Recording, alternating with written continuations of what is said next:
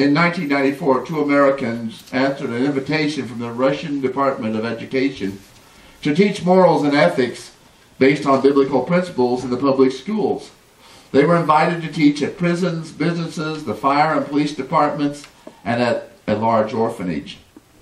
As Christmas approached, they told the orphans the traditional story of Christmas about Mary and Joseph, no room in the inn, sleeping in a stable, laying baby Jesus in a manger.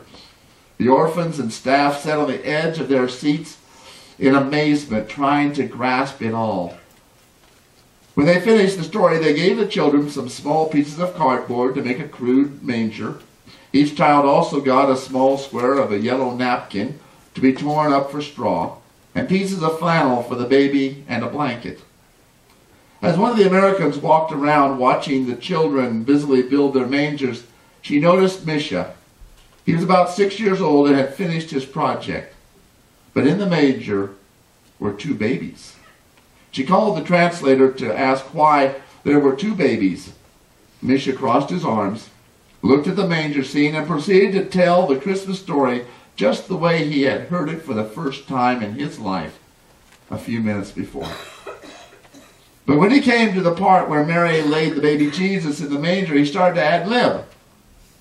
And when Maria, he said, and when Maria laid the baby in the manger, Jesus looked at me and asked if I had a place to stay. I told him I had no mama and I had no papa, so I don't have a place to stay. Then Jesus told me I could stay with him.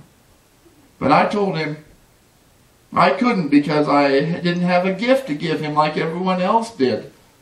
But I wanted to stay with Jesus so much, so I thought about what I might be, that what I had, that maybe I could give him. I thought that maybe if I could keep him warm, that would be a good gift. So I asked Jesus, if I keep you warm, will that be a good enough gift?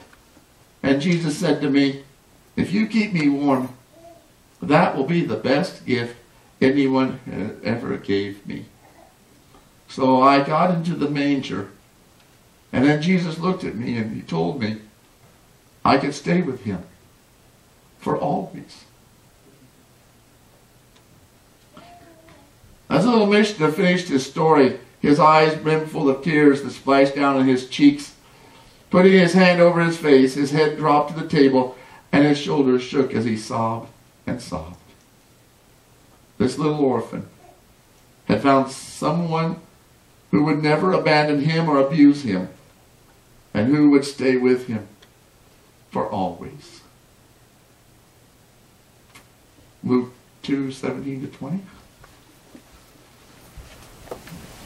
When they had seen him, they spread the word concerning what had been told them about this child. And all who heard it were amazed at what the shepherds said to them. But Mary treasured up these things and pondered them in her heart.